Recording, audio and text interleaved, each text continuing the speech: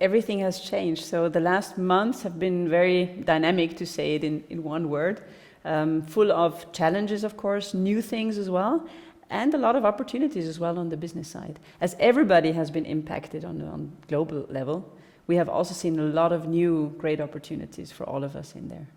Did GeoMax change anything?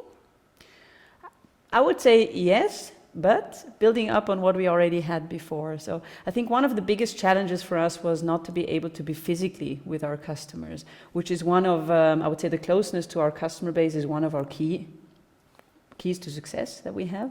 And not being able to do that was one of the biggest challenges that or fears maybe that we had in the beginning.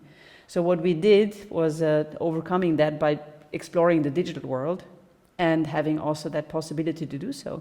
And with the relationship that we already had in place, actually, there was no concern at the end of the day because it was very easy to switch on to that.